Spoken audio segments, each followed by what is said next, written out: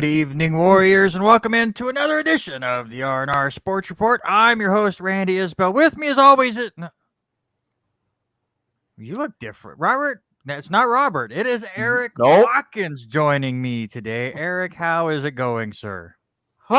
Just when you thought that seeing me on one network wasn't enough, now I'm invading others. It's going pretty well, I must say. Yeah, this is a historic show. This is the first one that Robert Hagan has not been a part of. I have missed one myself last year during the family vacation. Robert is still down in Vegas.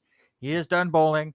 I am proud to announce that I have bowled better than him down there, but I'll brag a bit more when he's actually here to defend himself, and we'll hear all about that next week. But Erik, we've had you on the show several times. You've been a judge. You've been a guest. You've been a big commenter for us over the last almost 2 years of this show.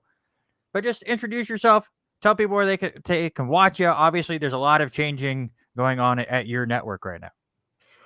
Definitely. For those of you who weren't interested, first of all, I will say first and foremost, you can find me on Twitter at Squid Sportshead. That's the main place where I hang out. And for those of you who have watched other stuff, if you know what comes after that next. No. Family show. I'm not gonna say it. I'm not gonna go, but listen, you guys have joked about being a family show when you're not a family show. This is a family show, so I appreciate it. Okay, like I say, but of course, as you had mentioned, there are some changes. I am no longer on W2M Network. I am the editor-in-chief of American Whammy Podcasts. Keep that name change in mind, because whenever you listen to an AWP show, we're getting a new website together. We've already changed our YouTube to AWP Podcast. We changed our Twitter to AWP Podcast. Facebook, correction, we changed the Twitch to AWP Podcast. The YouTube and Facebook are still W2M Net. The rebrand is still going, though, so those will be changed in time. But I mean, from everything from the Broadhurst Watkins Sports Report, Sports in Black and White. Yeah, very, very, very original name, sir. You go with what works. What can I tell you? But from everything else to that, we cover League of Legends. Life is Like a Game Show, where this month we're covering Press Your Luck. We just did the Tamarkin years last night. That episode is available in the archives. We're going to be covering the infamous Michael Larson episodes, doing a very deep dive into that next week.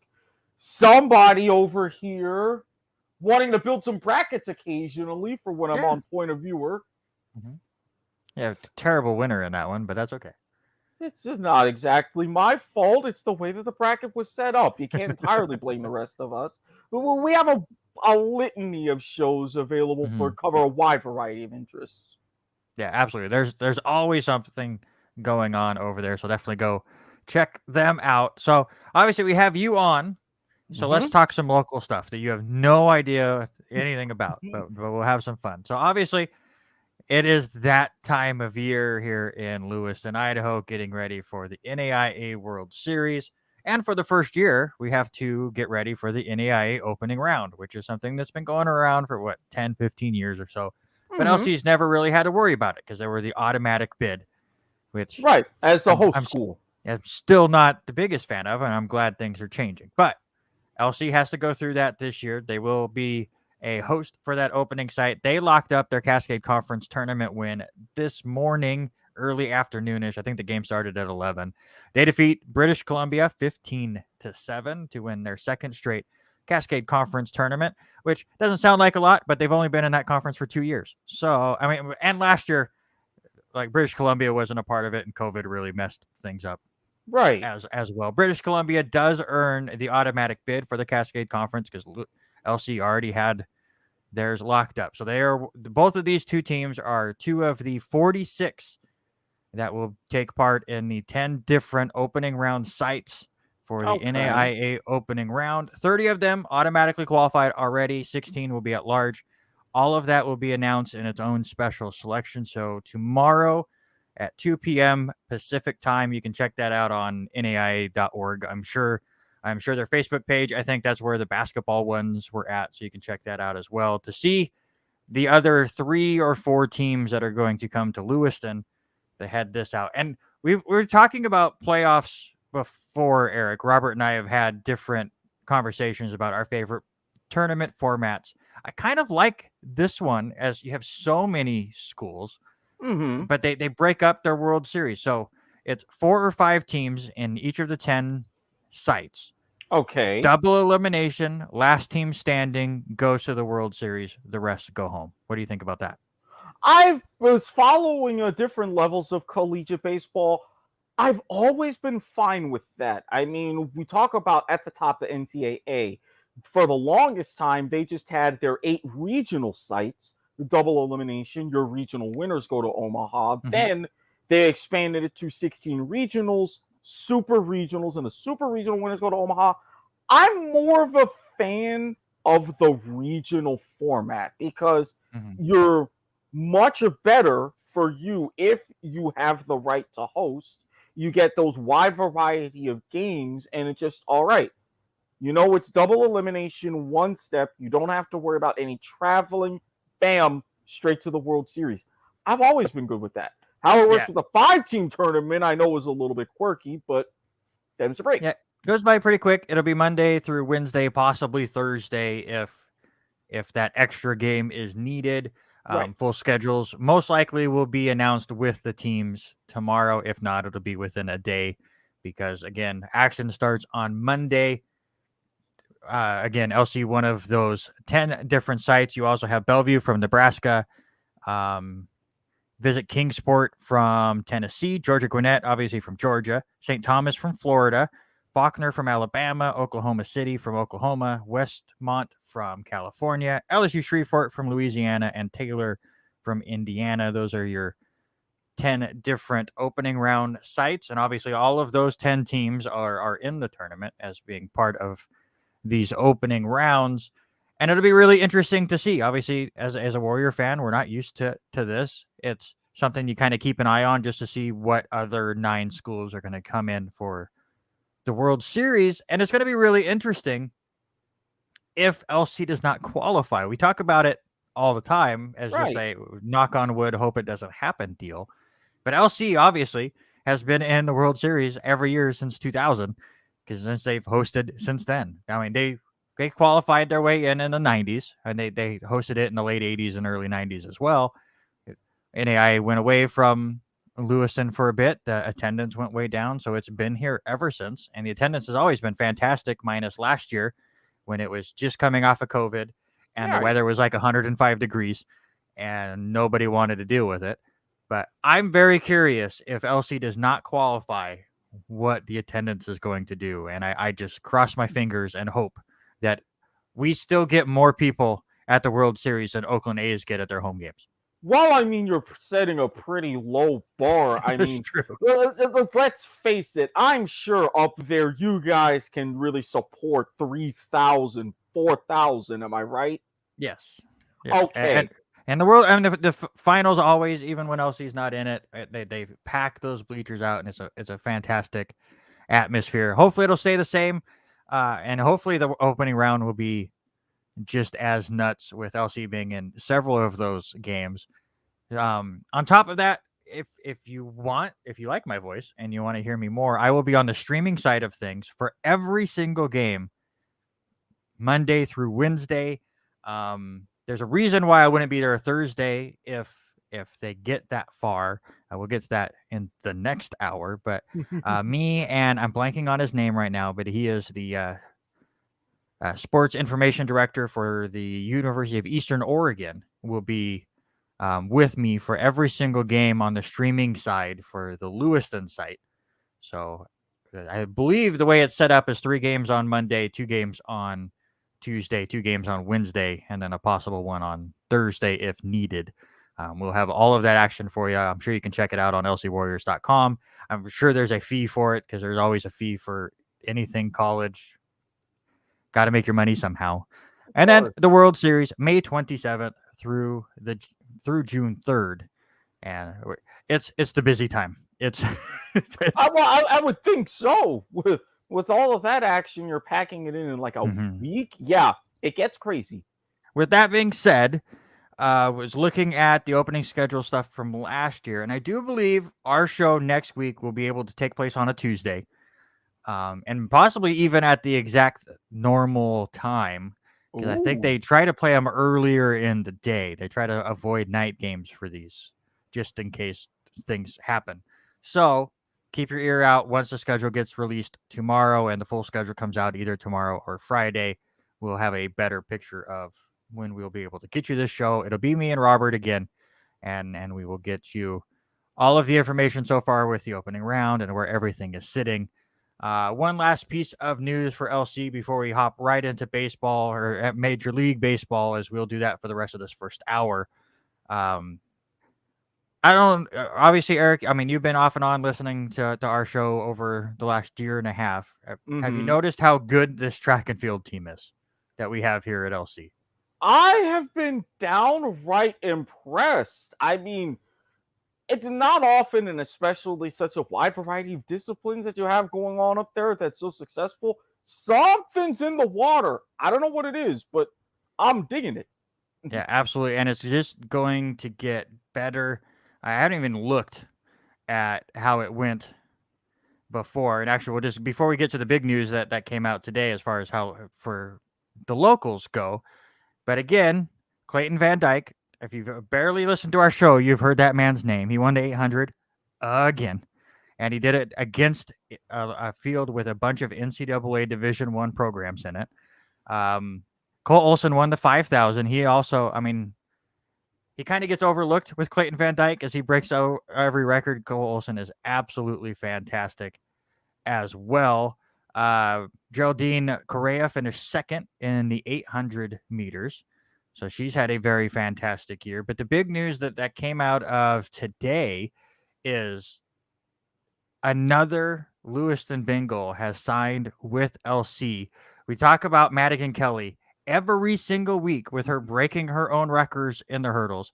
Jenica Carpenter, who's a fantastic volleyball player and also a decathlon athlete, and she does everything at LC. Annika Grogan, also absolutely fantastic.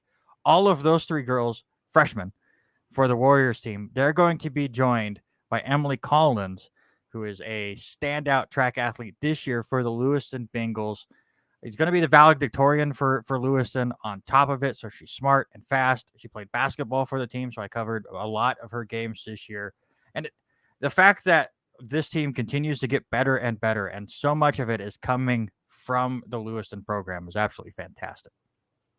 Exactly. You'll always want to keep your main local talent right there with you. Mm-hmm. And I mean, when you mention the records and things, I'm sure y'all talked about it. Them championships, they could. I'm giving them some chances. Championships could start rolling in, making times even better. Track and field up there.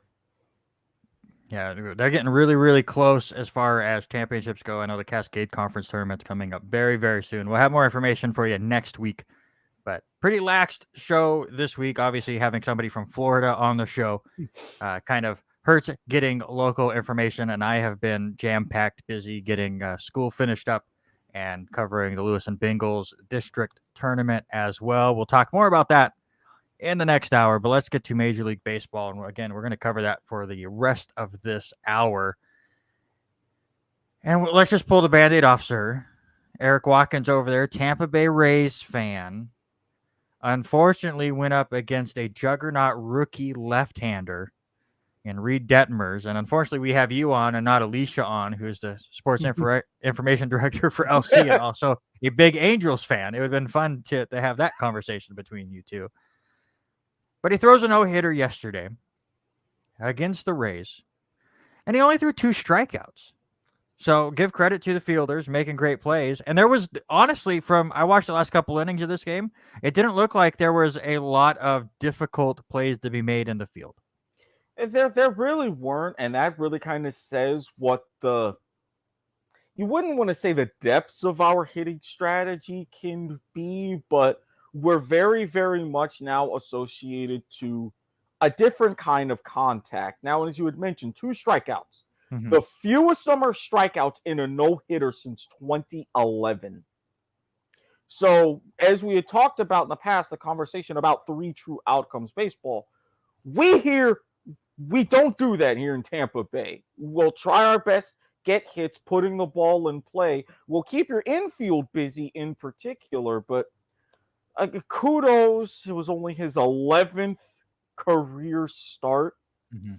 He does this to us, but as I said off air, usually in a year where we're the victim of a perfect game or we get no-no'd, it ends up being a very good year. So I'm confident that we can bounce back from this, still win 90 games, take the division from a Mhm. certain team up in a I don't certain know. state in pinstripes. We'll get to that team. I'm not terribly mad, but kudos, great achievement. I just wish they hadn't scored 12 on us. That rubbed a little bit more salt in the wound than I would have liked, but Yeah, we'll get to the ending of that game and a certain decision that is made. And Tampa Bay always does. They beat to their own drum when it comes to baseball. They always have, and especially over the last decade or so. But as you'd mentioned, it's not the first time Tampa Bay has been no hit. It's the sixth time they have been no hit in their history. Do you remember the last time that they were no hit? ooh, I gotta go back a ways. Okay, I remember the Dallas Braden. I was mad. I remember Edwin Jackson. I was also mad because that's when he was a D-back. And he threw like 140 pitches in that no hitter, didn't he? And he had Yeah, like 6 or 7 walks or something. don't remind me. That's why we got rid of him. Mm-hmm. Why am I drawing a blank on the last time we were no hit? Last time you were no hit was back on August 15th, 2012. So nearly 10 years ago. And it wasn't just a no hitter, it was a perfect game, if that helps. Oh, it's on the tip of my tongue. And if it also helps you, Robert Hagen would probably know this. King Felix? King Felix had his perfect game against the Rays. August 15th, 2012. That's the last time that you guys were no-hit. It's the second no-hitter this year. It's the first time that only one pitcher was needed. Obviously, it took 5 Mets to throw a combined no-hitter against the Phillies on April 29th. Also, the Astros, Justin Verlander, who you'll talk about more here in a second, took a no-hitter into the 8th inning. I think the Yankees had one in the 7th or 8th a couple days ago where they started to get into the bullpen. It didn't quite work out, but it's no-hitter season. It's usually May, early June, where I want to say I haven't done the research on it, but it always feels like 80 or 90% of all no-hitters come in this time frame. And it's usually because you have the different factors of weather, you have guys coming out of spring training and this and that. But in particular this year, they talked about what's going on with scoring, what's going on with the home runs. The pitchers are getting a much better feel for the baseballs because they're a little bit lighter and those first few winds are a little bit looser. So when you're throwing a lighter ball that's less dense, and you notice a lot more pitchers are getting that quality movement, hitters have not caught up to that movement just yet.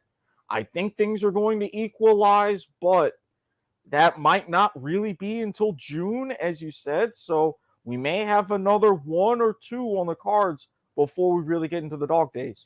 Yeah, and hitters still are home run heavy as far as their focus, and the ball is, like you said, a little denser and a little lighter, so it's not traveling as far, so you're getting a lot more long fly balls than what we were getting. Right. Strikeouts are still up. It was very interesting. Toronto pitchers yesterday were talking about it being a very slick ball. And that's going to happen. You're going to get different feels each time. But I'm with you I feel like sticky stuff is not as prevalent right now with them checking the fingers instead of the glove and the belt and all the stupid stuff they were doing last year. But they are getting a good feel, and the shift is still here until next year. So teams just cannot figure it out. I still am baffled that, okay, batters just refuse to change their mindset, so we have to get rid of the shift. Instead of like today, the Yankees are playing the Blue Jays. runners at first, and they have the shift on against Gleyber Torres. So they have 3 fielders on the left side of second base, and Vlad is covering first. So you have the entire right side of the infield wide open, and Gleyber's still gonna Gleyber and didn't try to just poke it into right field. It's just it's mind-boggling that like pro hitters cannot make adjustments like that anymore. Now, and I've seen that. In some ways, I'm going to attribute that to the minor leagues, because when you have minor leagues and some programs in college baseball, one thing I've noticed, even they have not emphasized the shift as much. So it's like, okay, you have your power hitters, or not a lot of guys who can really go opposite field. They've never really had to. So by the time you get to the bigs, it's like, okay, this has never had to be in my skill set. It's not going to be now. So you could say, while it's been pretty divisive, it's MLB catching up with everybody else. That's the way I'm sort of looking at it.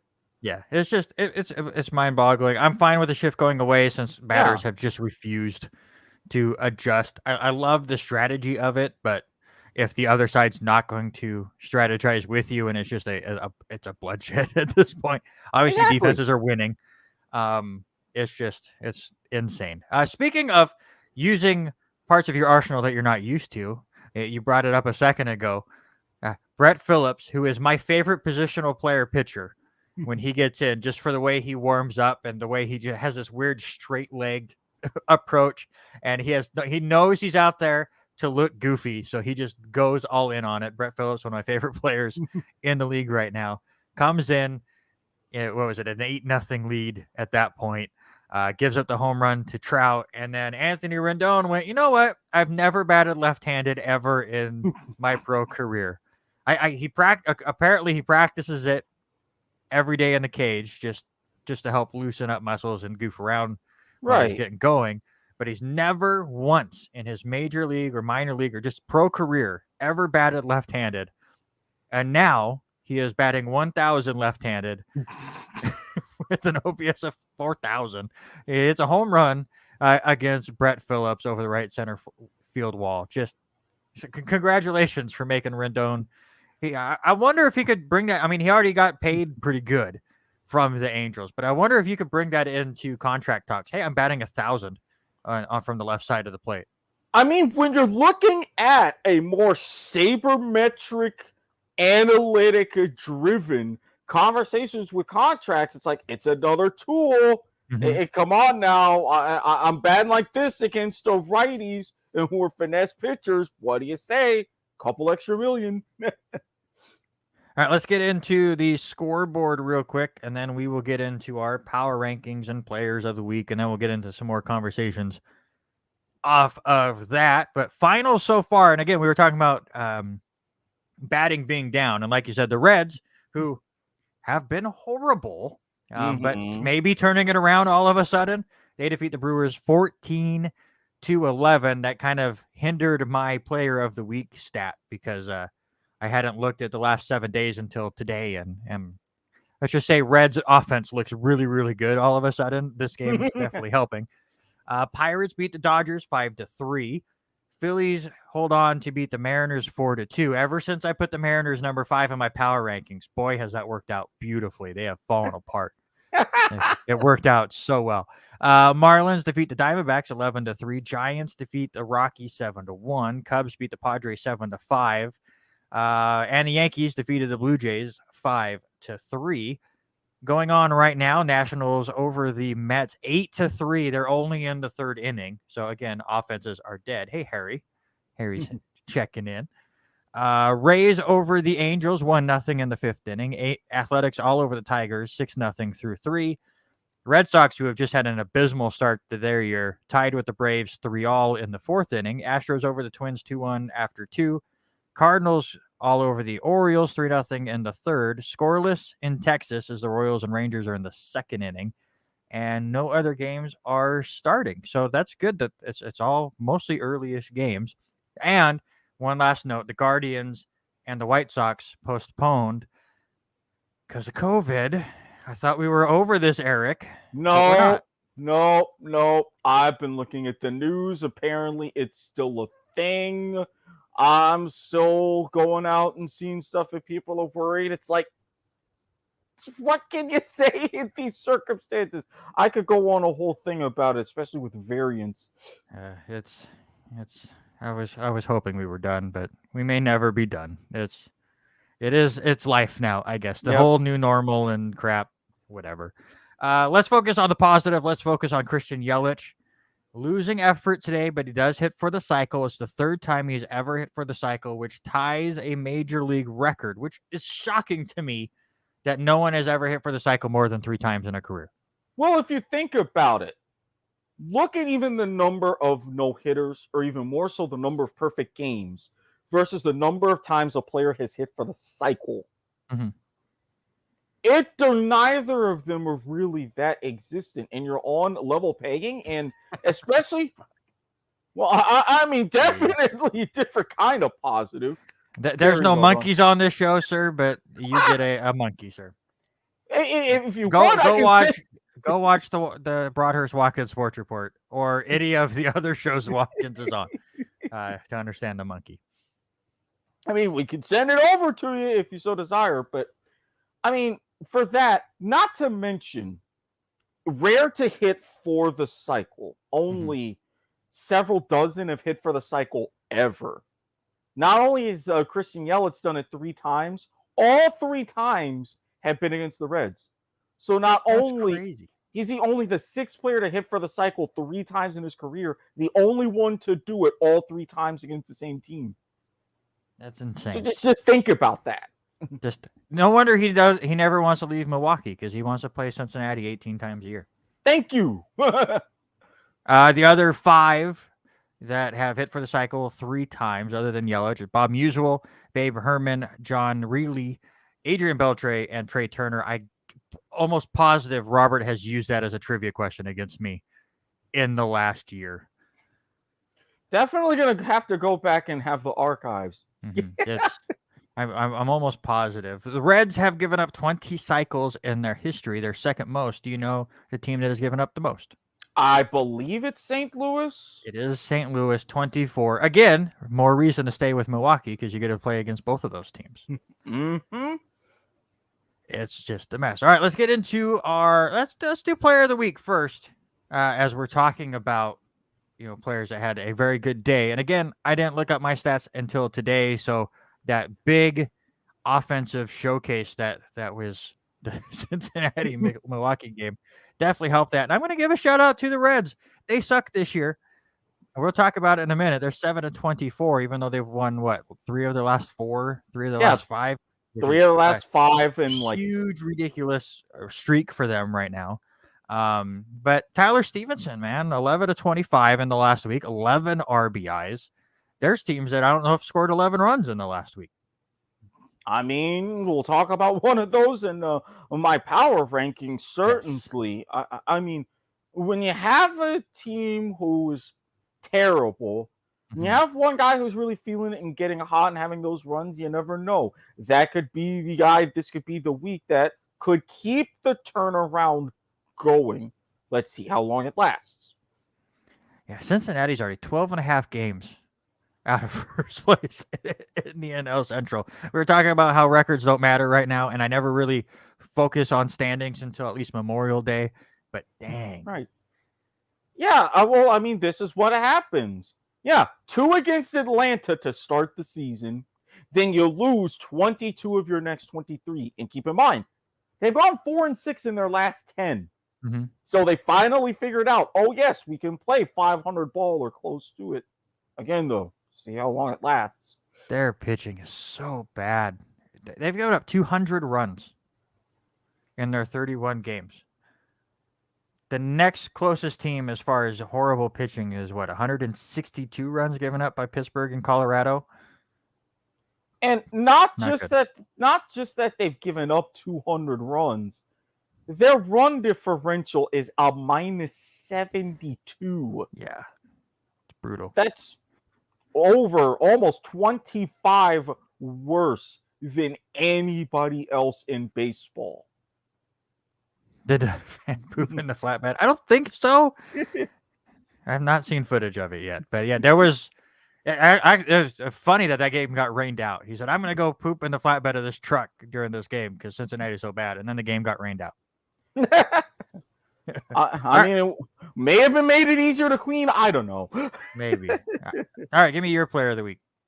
Justin Verlander. A little bit unfortunate that he was among the more recent no-hit bids who were spoiled. Thank you, Minnesota. But I mean, you've got 2 earned runs, and you've only given up 6 hits in 14 and 2/3 innings over the past week. I mean, it's one of those to where you wonder, even though he's been in the game a long time, always been that much more of a power pitcher, has reinvented himself, you wonder how he still manages to deal.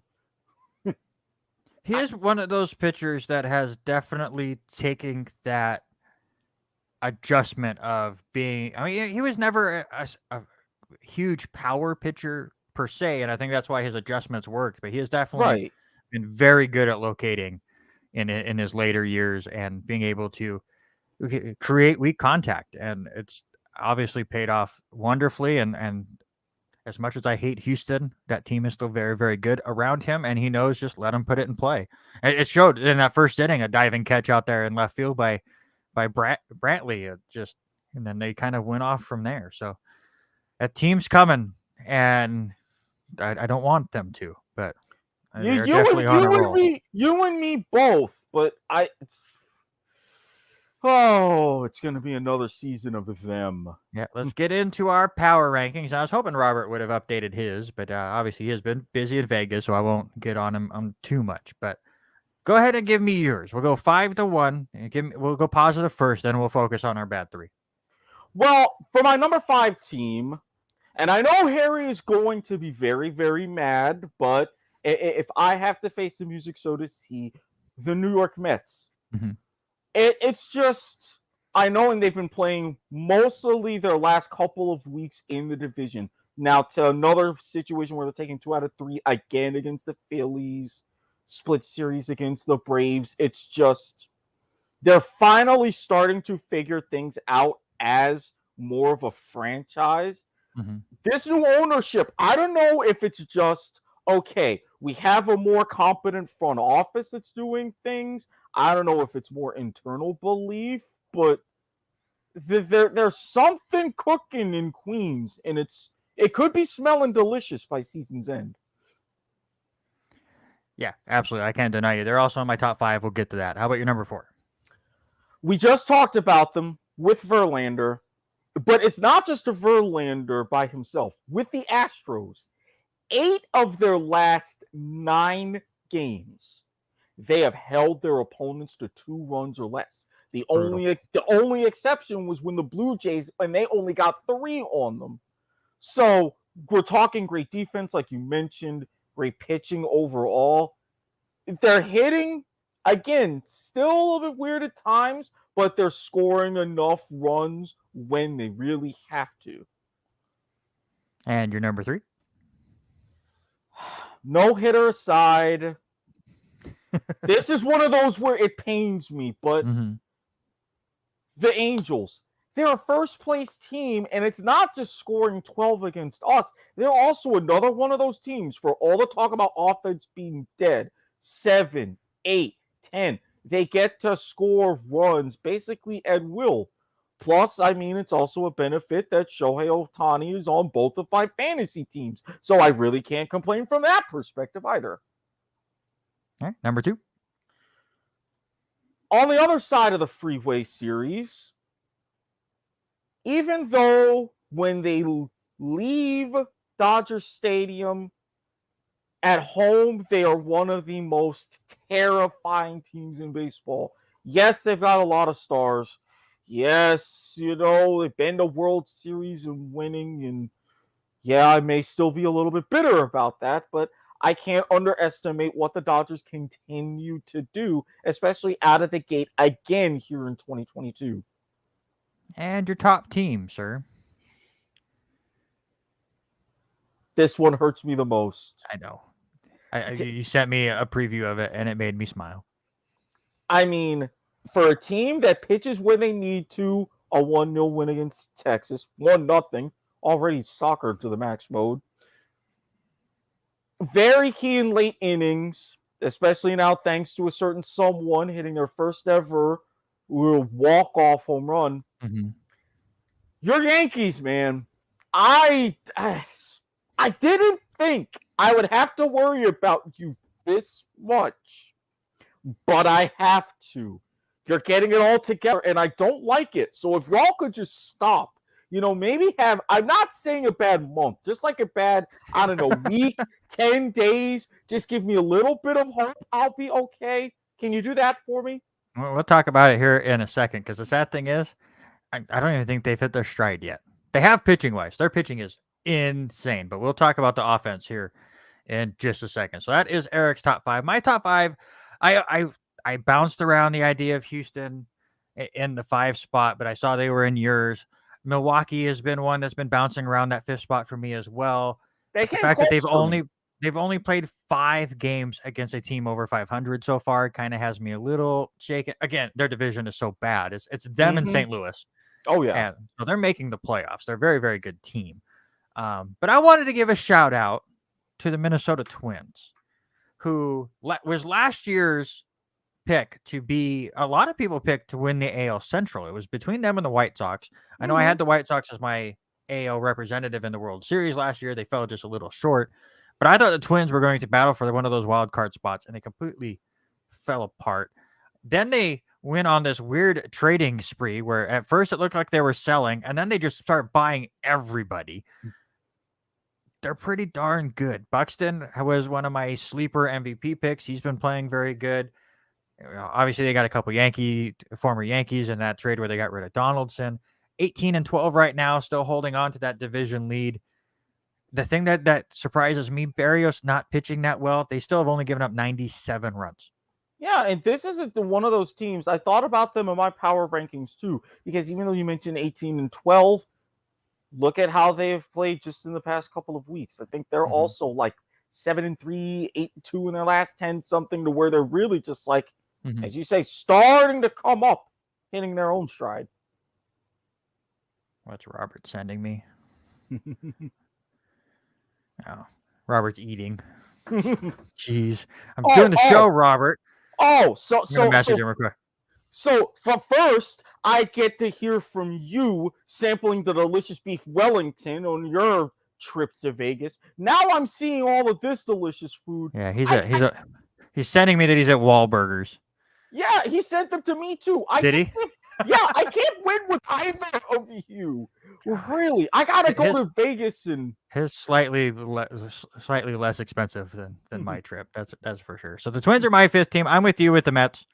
Obviously, very good pitching staff there. Another team that I still don't feel like they've really hit their stride, and the fact that Atlanta has not gotten off the gates as well as a lot of teams expected.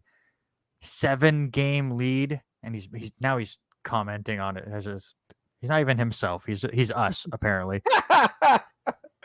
But 7-game lead right now. It's still early May. That stuff doesn't matter. It can disappear in a heartbeat. But obviously up to a great start. I'm with you with the Angels as well. If you could keep Ohtani and Trout healthy, and with Detmers starting, obviously with a no-hitter, you don't expect that good of a start every time, but there's some good depth there as well. A lot of good hitters. They're going to give Houston a run for their money as far as that division goes all season long. Listen, I'm very happy that Robert last week put the Yankees at number 1, and he hated doing that. And then here you are this week, you're putting the Yankees number 1. I still cannot put the Yankees number 1 because I just don't think the Dodgers have done enough yet to allow the Yankees to pass them. Yes, the Dodgers lose to Pittsburgh today, but too close in records, too close in stats, and we'll get to the Dodgers stuff in a second. Their pitching staff is sick. But for me, the Yankees' best team right now in the American League, very, very close to overall. I can't argue with people that put them number 1, and not just because I'm a fan of them. But here's the thing that makes me very happy to be a Yankee fan right now, and where I think they could be even more scary than people think. So obviously the pitching staff is insane right now. Do I think all of them are going to keep up with that? Probably not. Michael King is starting to show a little bit of kinks in his armor. He was fantastic to start the year. Chapman, hit or miss as far as his walks go. But other than that, the bullpen has been absolutely stellar. Garrett Cole finally had a really good start in there. He kind of was off to a slow start. But it's the hitting that has to just make people really, really scared. Obviously, Judge off to a great start. DJ's off to a better start than a lot of people were expecting. DJ is more 2020 DJ, not 2021 DJ, and it's great to see. Stanton is off to a pretty good start, going oppo and going into that short porch. Glaber, even though he's not playing every day, is doing great. Other than that, Rizzo got off to a hot start. He's batting like 100 in the last 2 weeks. IKF, who is supposed to be this big defensive shortstop, had 2 errors today. He has not gotten a hit in like a week. So he's off to a terrible stretch right now. Gallo's batting like 150 and dealing with a hamstring issue. So he could get going. Donaldson's barely batting 200 and hasn't really gotten any power yet. All that being said, like this offense is nowhere near as fluent as it could be. It's being held up by a couple hot bats and great pitching. If they could ever get things rolling, and that's every team. Not everything's going to flow at once, but off to a very, very good start. I know a lot of people at the beginning when they won 11 in a row, 12 in a row, whatever that ended up being, wasn't really against the hottest teams out there, but they're 9-3 against teams with a winning record. Just swept Toronto in this 2-game set, both in kind of comeback fashion. So there's something about this team that has not been felt by Yankee fans, by a Yankee team in a long time. And I think a lot of that has to do with the improvements that they brought in on defense, which wasn't sexy. And a lot of people were upset. I was disappointed that we didn't get one of those top shortstops. And I just said IKF had 2 errors today and hasn't hit very much, but he's made some fantastic moves. And I mean, don't get me wrong. First of all, once you come and see us, we'll definitely go ahead and we'll really show you what a lot of good defense and everything are about. But at the same time, as you say, everything isn't quite flowing for every team at once. But look at the names that you just mentioned. You talk about your stars and then really your stars. I think that should be more than enough optimism, at least for the midterm, like through the end of the month and going into June. So that way, as you said, when everything gets rolling, you'll be very scary until you face Tampa Bay and you'll come back down to earth just a teeny bit. We'll remind you who you are and who won the division last year and who won 100 games, but that's beside the point. It's been a hot start. It helps that Boston's off to a terrible start, 11-19 right now, so already 11-game lead there. I still think it's with Boston struggling, and they could turn it around. I still think it's at least a 3-horse race, if not 4. I can see Boston getting back. Baltimore's been turning it around, won 7 of the last 10, but I don't think they are quite ready yet as far as that go. But it's a very tough division. But to me, Dodgers are still number 1. They're a game and a half behind Yankees as far as records go, but that lineup and that rotation is gross. They've given up 71 runs in 29 games. 71. They have doubled their opponents as far as score goes so far this year. So again, I've said this whole time that I will not drop the Dodgers until they give me a reason to drop them out of that top spot, and they just haven't yet. So for me, Dodgers, Yankees, Angels, Mets, and Twins. I believe you were Yankees, Dodgers. Was it Mets, Angels? Yankees, Dodgers, Angels, Astros, and then Mets. Okay. So those are our top 5. Let's go to our bottom 3, and I'm pretty sure we're pretty close. Well, let's just do with the bottom team first. Congratulations, Cincinnati. You've won a couple games lately. That's all you get. Yeah. Again, you're 4-6, but that puts you at 7-24. 7-24. And can you really rely on these hot bats and you're scoring 10 a night? No. Gross. You can't. So that is number 30 for both of us. Who's your number 29 team? The Kansas City Royals. I mean, again, they've had some flashes, but as you mentioned, anytime you make the Orioles look good with how the Orioles have been the last few years, I'm not seeing it. And I would have thought that they could have found their way to avoid the doldrums of the AL Central. Oh, they're fighting with another team. Mhm. Stay tuned on that one. Yep, we have very much an agreement. And Hey, do you know how many runs they've scored? I know, was it something like 100 or just above 100? They wish. They've scored 83 runs in 27 games, just over 3 runs a game. It's pretty ugly. The sad thing is, so there's my 2019 team as well. Mm-hmm. My 2018 team, which I know you sent it to me, but I've already forgot. But I'm pretty sure it's the same. So the Detroit Tigers. Yep. They've scored 85 runs, but in 2 more games.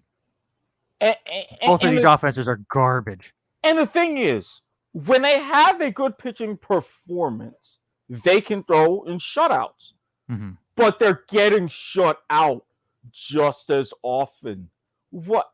I don't know. I don't get it. How can a team go this long into a season and not put together at least a decent hitting streak? And you can't just blame it on the baseball, blame it on the league average being like 231. No, you're Mendoza line levels. Mm-hmm. Just looking through the standings right now, and again, records don't mean a ton right now. Every win counts the same, and I get that argument, but it's still early on. But I'm just going to go through a couple teams. I want you to tell me if you feel like they're real or not as far as possible wild card contenders with that extra wild card team in each one. I'm going to start this because this was the team I've been thinking about the most. How about the Arizona Diamondbacks? 17-15 on the year. Out of their 32 games, they've played 22 games against teams with winning records. They played a lot against the NL East. They played a lot against their own division. Obviously, that division is very, very stacked right now. All 5 teams are over 500. But they're hanging around so far. Are they real or not? I really don't think they are. I mean, even you just said it, they're hanging around. When you look at the talent that's above them, just even in that division, you know the Giants are really going to get things together. You mentioned the Dodgers. The Padres aren't going away. I don't think that there's enough wild card spots, even with how the other divisions are doing, that they can make up that much ground. It's going to be close, but I really see them fading towards the tail end of the season. Yeah, I'm the same as you, and we can put Colorado in that same boat. They're just barely over 500, but they've lost 4 in a row, minus 29 in the run differential. I don't see that team as being real either. But for Arizona, I think they're a team that could finish right around 500. And with that extra wild card, that might be enough. But like you said, there's probably 2 wild card teams coming out of the West. Dodgers, Padres, Giants are going to take up 3 playoff spots. You got to assume. You got to think 2 of them are coming out of the Central with the Brewers and the Cardinals, just because they're going to beat up on the Pirates, Cubs, and Reds and just pad their record. So you're either going to get a 3rd wild card team out of the West with the Diamondbacks, or Atlanta's going to get rolling. I think that's the only thing, is Atlanta or Philadelphia are going to get hot enough to at least get 2 teams out of the East, and that would knock out the Diamondbacks, I think. Yeah, and if anything, I can't sleep on Atlanta. They're the defending champions for a reason. You have that little bit of a hangover, but as you said, and I would really see them getting hot over Philadelphia. So out of those teams that we already talked about, is there another team in the National League that I'm missing that you think could fight? Obviously, Miami is tied with both Atlanta and Philadelphia, but that's not a team I think is no. They're like Baltimore, where I think they're a year or 2 away from even sniffing being a wild card contender. And the fact that they've gone through those changes of their own, I think that really sets them even farther back, because when you're trying to change the discipline of keeping that talent, developing it, instead of just selling it whenever you can, and you're getting a lot of pushback about that, there's so high you can go. They run into that ceiling. I really think Atlanta and Philadelphia are those 2 contenders. Pittsburgh, I'm sorry. You're still Pittsburgh. You've had a lot of your really top talent, and you're in a similar situation to where you'll be able to develop, but you're not going to necessarily keep them. And we're going to see them hit their limit, especially when it comes to the trade deadline. Going to the American League, is Boston in trouble of not being a contender, or it's still too early? I think it's still, I'd say, this close. If they can sort things out by my birthday, June 23rd, that gives them 6 weeks. Mm-hmm.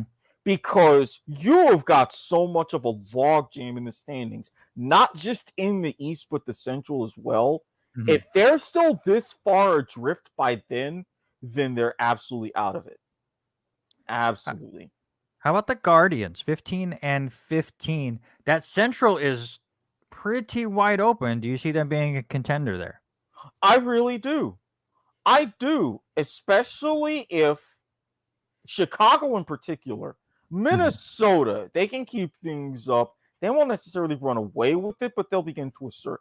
If Chicago doesn't necessarily get things right, I can see the Guardians overtaking them and maybe making it interesting for Minnesota, a two-team race for the Central title instead of just a wild card spot.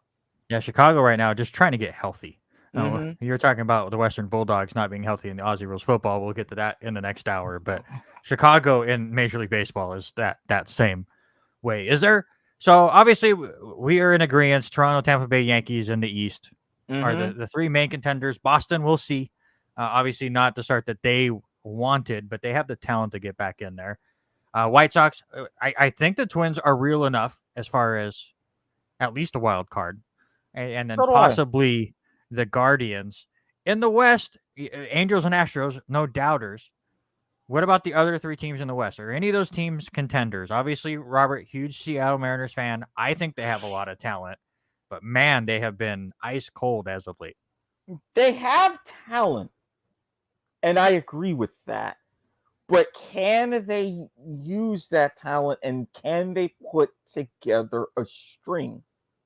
If they can put together a string of, say, going 10-5 in 15 games, just having a little bit better than a winning record over a 2-3 week run, yes, they can do it.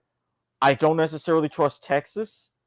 Oakland is preparing for Vegas, so it's really a mess. It's really the Mariners to take right now, but they have to go and do something about it. Yeah, I believe in the Mariners. Kelnick has been horrible, and they're even thinking about dropping him down to the minors for a little bit just to kind of reset himself. They have a lot of young talent that just needs to get rolling, but it's one of those teams, and you saw that last year too with them where, we get into August and September, and all of a sudden they start getting hot, and they can go on a crazy run. So I think they are very much still in contention. Again, I mean, every win matters.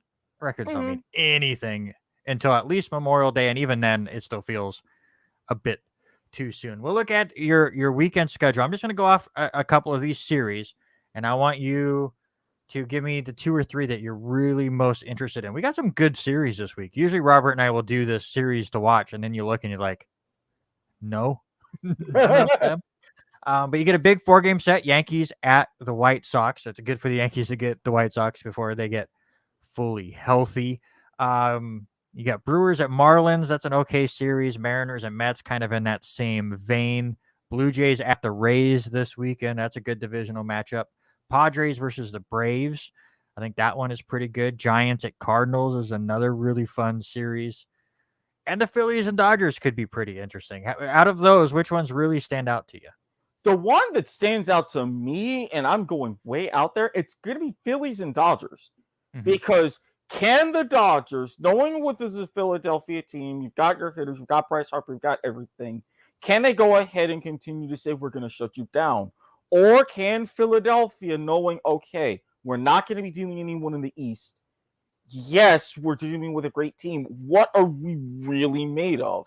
So that's one I'm going to be circling the most out of those.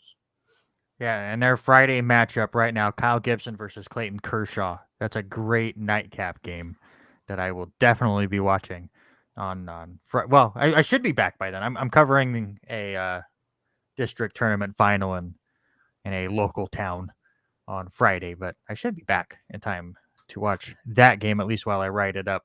Gossman versus Rasmussen, also on Friday between the Blue Jays and Rays. That should be a good series or good matchup between those two. There's a lot of good baseball this weekend.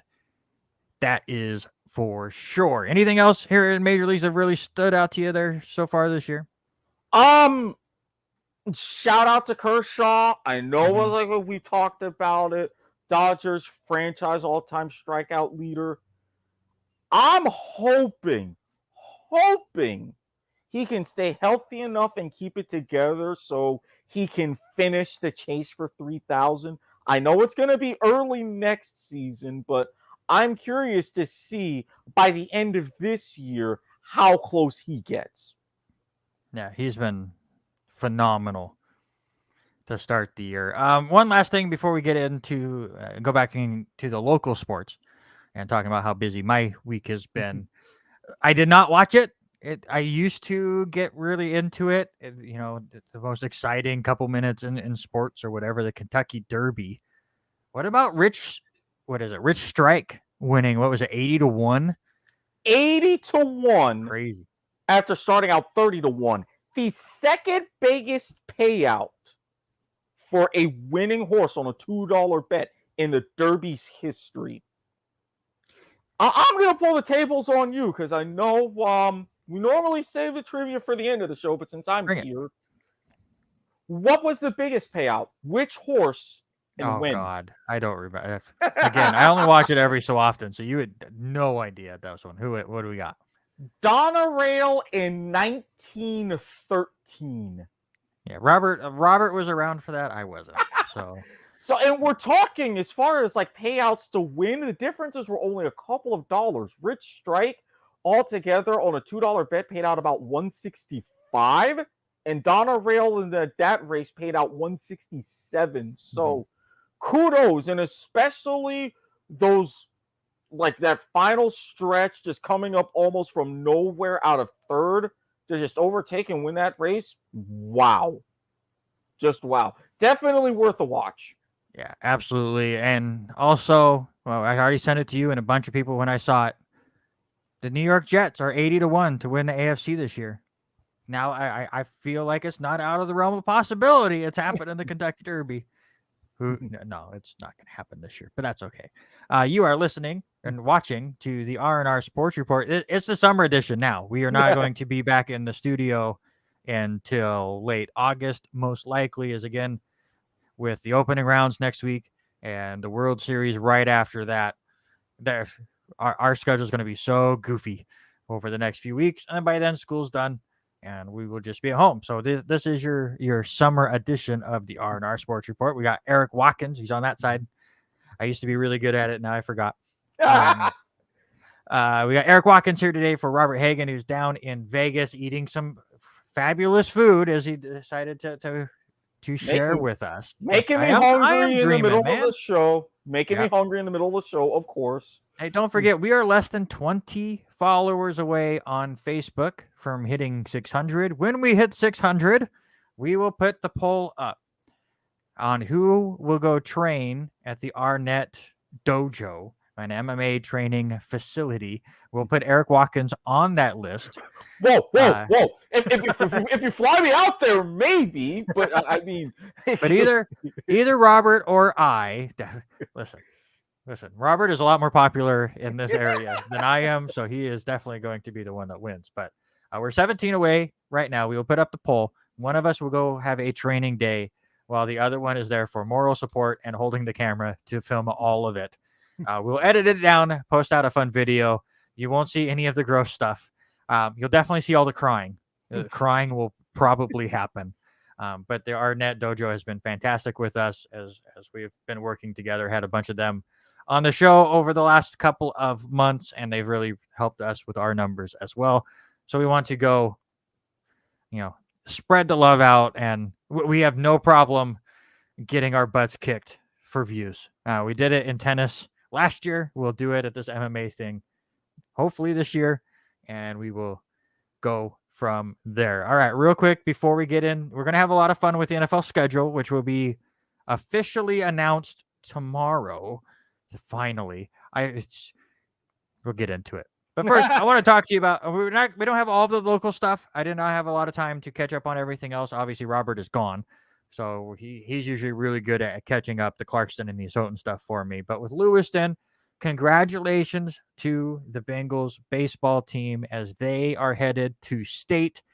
They won the Inland Empire League District Tournament yesterday. They won on Monday against Post Falls 11-5. They defeated Coeur d'Alene yesterday 15-5. Both of those games, they were down by more than 3 runs after 2 innings and came back and got the win. Darren Trainer, first-year coach, former LCSC catcher, getting that team to state for the first time since 2019, hoping for their first state championship since 2006. Still not 100% sure that I will be going down covering these games yet. It's all down to business and sponsorships and everything there. I should know within the next couple of days if I'm heading down there or not, but fingers crossed that I am. I've already put in the word multiple times that as long as they send me down, I'm good. Let's go. I'm ready to go. My bags will be packed. They will be playing their state tournament next Thursday, Friday, and Saturday at the College of Idaho. So keep your ears out for that. Also, the Lewiston softball team is in their championship game today. It should be about done.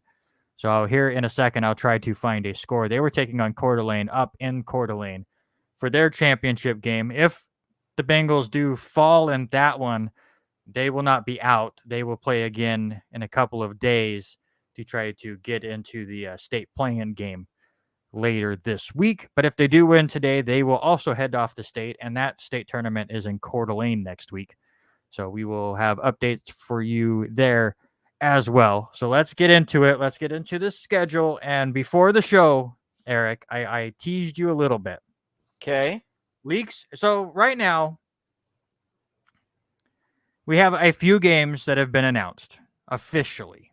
Mm-hmm. So we know the Rams are going to be hosting somebody on that first Thursday night. That has not been announced who yet, and we'll get into who we think that should be. Week 2, we already know the first Amazon Prime game. This was announced while we were live for our NFL draft. Chargers at the Chiefs. I think that's pretty good. You had the doubleheader on Monday is now a week 2 deal, so it doesn't look like week 1 will have a doubleheader on Monday, but we'll find that out tomorrow. But Titans at Bills, Vikings at Eagles. We also know all of the international games. Vikings at Saints is in London. Giants and Packers is in London. Broncos and Jaguars are a home game in London because that's where the Jaguars play all of their games. I mean, we have a great London fan base. London Jaguars. I mean, at least Russell Wilson can go ahead and enjoy the sights. We also have Seahawks at Buccaneers in Germany. And the 49ers and Cardinals Monday night in Mexico City. We've also been given one of the 3 Christmas Day games, which would be the Broncos at the Rams, and that'll be on CBS and Nickelodeon. I think it's very smart of them to put one of the Christmas Day games on Nickelodeon. They do that for one of the wild card games, but perfect to do it on Christmas as well. We heard today that on week 10, the Cowboys will go to Green Bay to play the Packers in a Sunday afternoon game. And I think that's it officially that we know. But leaks, this is the leak time until tomorrow. Nothing official, but according to NFL schedule leaks, we have the full Thanksgiving slate. And this is what I was teasing you with. Okay. And I think it's a great slate because obviously we know Detroit's hosting a game. And Dallas is hosting a game. We know that for sure. And then we have the Thursday night game, which is always 2 good teams. So who do you think the Lions are going to play in that morning game on Thanksgiving? Given Detroit, given it's basically their past couple of seasons, I really think they're probably going to stick to making that a divisional game. Oh, wouldn't be Green Bay. That would just be a slaughter fest. They do that a lot. I mean, it's not. They do. That's not what is on here. I mean, it could be still. We'll see what the actual schedule says. But if anything, I would think Detroit would play at home against Minnesota. It is not Minnesota. It's not a division game. Really? None of the 3 games are division. Really? And only 2 of them are conference. Oh, interesting. So your opening game will be the Commanders at the Lions. It's a Lions game. This is when you're supposed to eat your food. This game. You're not wrong. That is definitely background noise while I finish my cooking. Yes. But the next 2 games I think could be pretty good. Obviously, the Cowboys are hosting. This is a non-conference game for the Cowboys, if that'll give you a hint. I don't know if you've looked up the Cowboys' opponents on their schedule, but this is one of those. It would be interesting, given the history and everything. Mm-hmm. I would go somewhere out there, and I know Harry would be excited if I say this. Give me a good Cowboys-Bills matchup. That is something I would tune into for Thanksgiving. I don't know if they are opponents this year. Let me double check.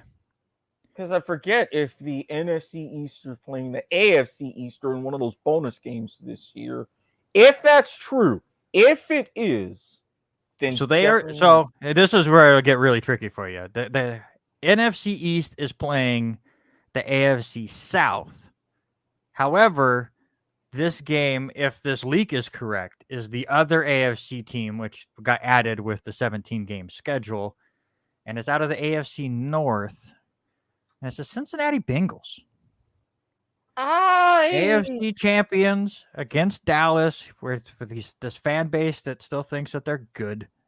That could be a really good game, I think. It could be. I mean, provided both are there healthy, Joe Burrow versus Dak Prescott, I wouldn't be mad about that, the afternoon game. And then your finale, which I will be watching a lot of, has some close interests to people that we share shows with, sir. Oh. And one of these is starting to just become another Thanksgiving special. Because I know if we're talking really Thanksgiving specials and Thanksgiving games, the Ravens have been on Thanksgiving a lot. And they will be playing another team that has been on Thanksgiving a few times in the last couple of years.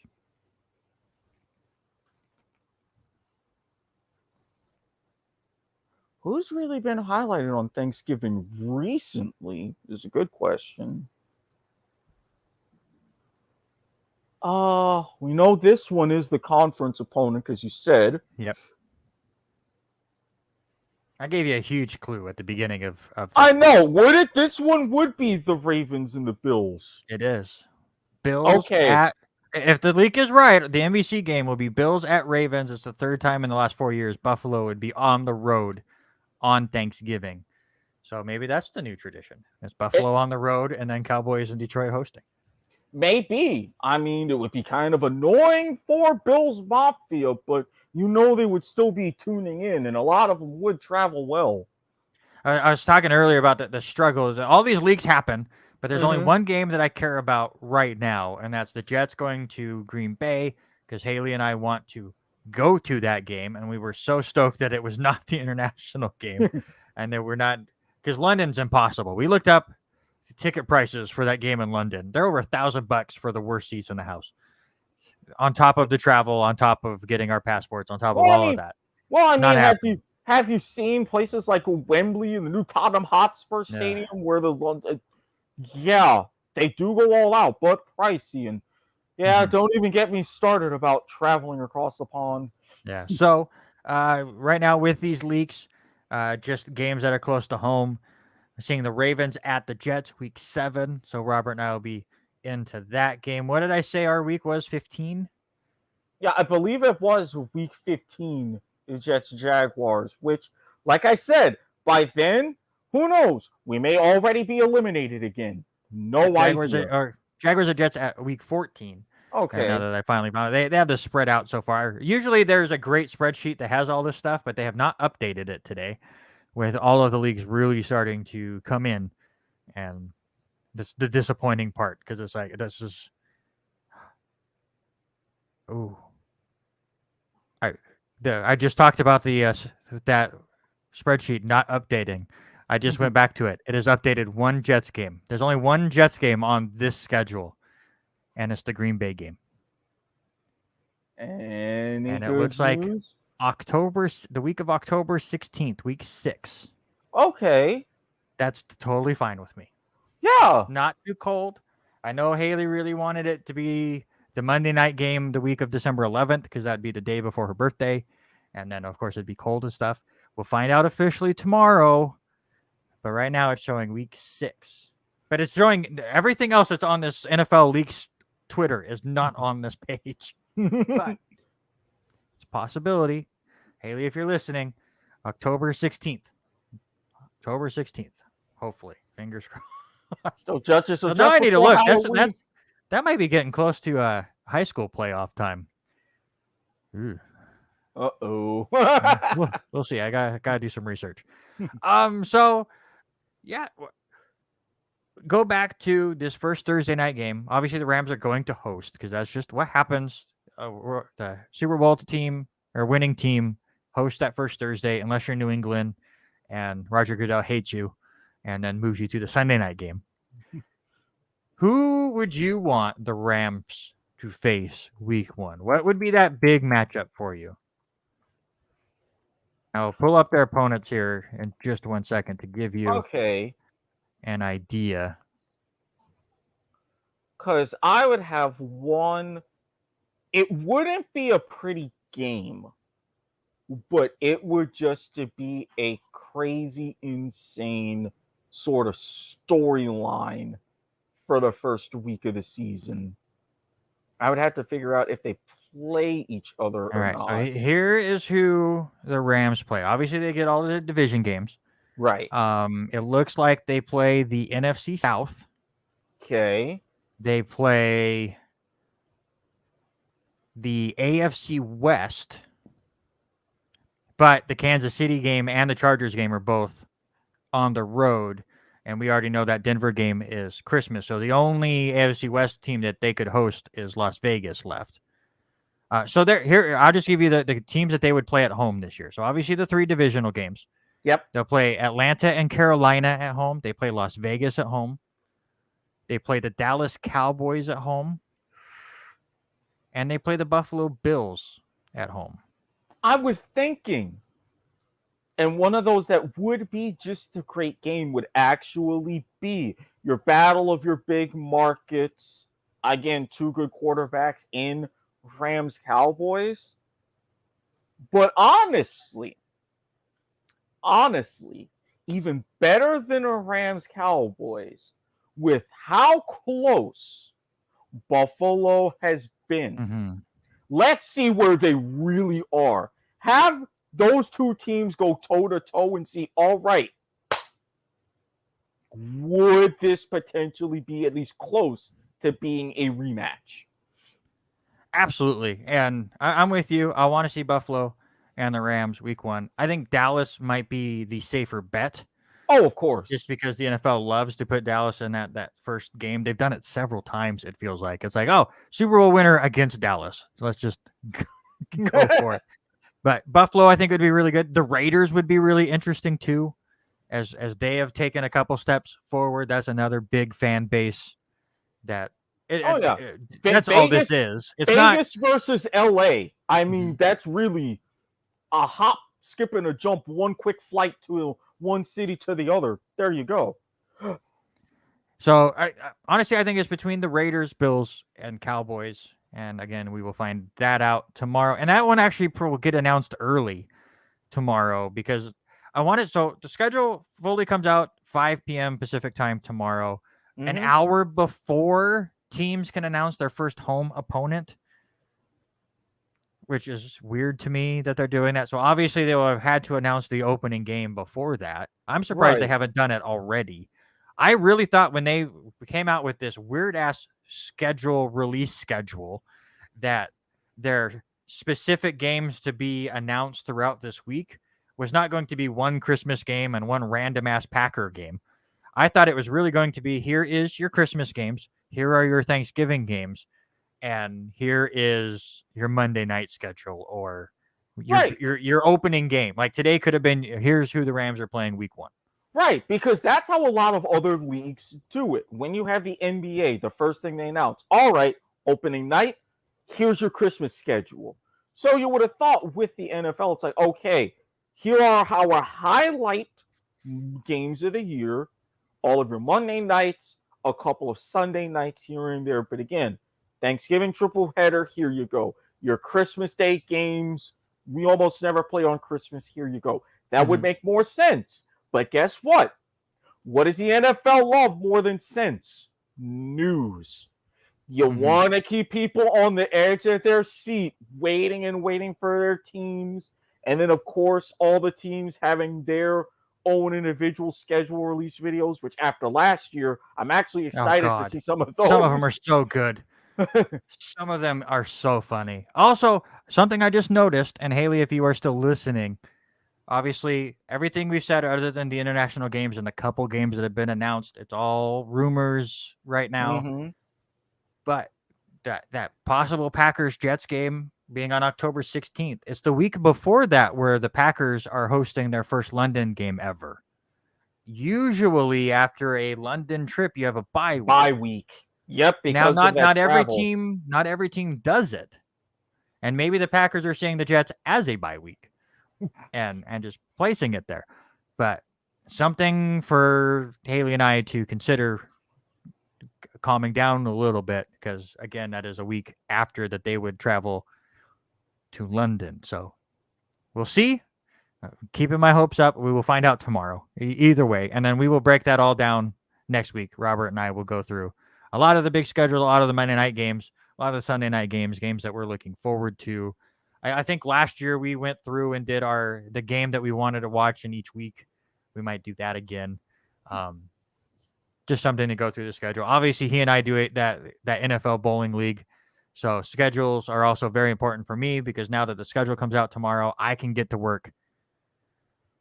And you guys are perfect time. We're going to be coming on. We're ironing out. We might do a hybrid sort of stream of consciousness along with our other content during the schedule reveal, and then taking a little bit of time afterwards, breaking it down. We're definitely ironing out details one way or another, but that's going to be the focal point. I'm ready. I want the schedule to come out. The fact that they came out with a release schedule just irritates me. I get it. It's the NFL. And they have our attention at all times. That's what they want. That's exactly what they're looking for. Man, just especially because of what I do with this bowling league and how I have to wait for that to come out to then do my schedule and do my lane assignments, and the fact that I'm actually going to a game this year and I want to know when so I can start setting that up. Just gimme. Just right now. So yes, definitely check out the Broadhurst and Watkins Sports Report tomorrow for their live reactions. I will probably be hopping on and leaving comments and stuff throughout that, as well as the schedule comes out, because thank you. We talked about Lewiston making state.